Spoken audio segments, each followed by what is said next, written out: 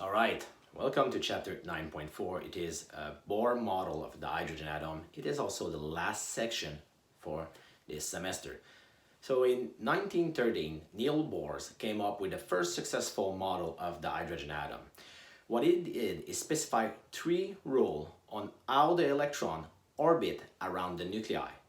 So remember from your chemistry class, the atom itself is a nuclei with a positive charge, the proton, and has one or multiple neutron, and is orbited by electron. Now in the case of the hydrogen atom, there's generally one electron, one proton, and one neutron. So the first rule of Bohr's model is that the electron orbit around the nuclei, just like the moon orbit around the Earth. Now the second rule is that the electron can only orbit the nuclei at very specific orbit.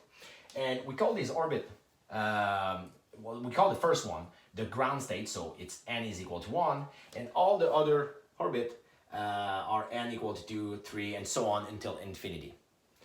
So basically, what this rule means is that the electron cannot be in between two orbits. It has to be in this case, it's at the ground state. If it wants to change the orbit, it has to go to the second level or above.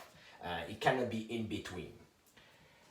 The third rule is when an electron moves from one orbit to another, it's either absorb or emit a photon. If it moves from a lower level orbit to a higher one, it will absorb a photon. It needs energy to move to a higher orbit.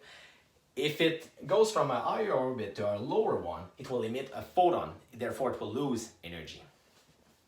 Now, Niels Bohr came up with this formula to link the orbit and the energy associated with it.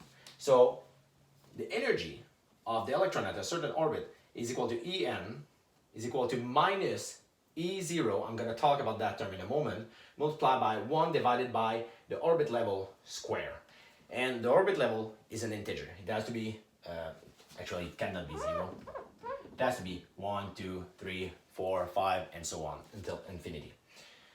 The E0 is the ionization energy. It is the amount of energy needed in order to extract the electron from the hydrogen atom.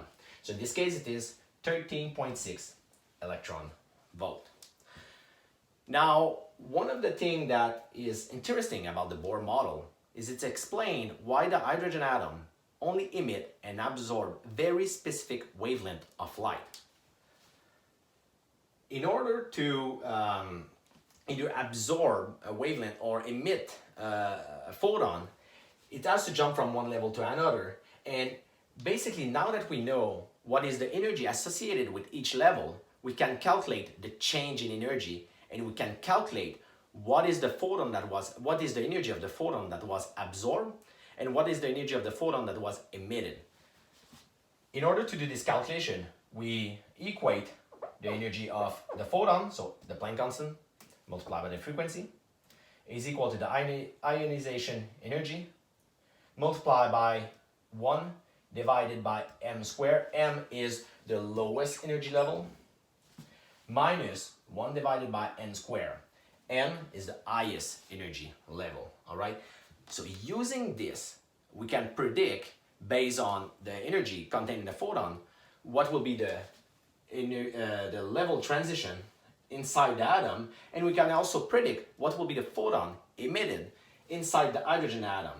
So this is easier seen when we solve an example. That's exactly what we're going to do in the next video. All right, so see you in the next video.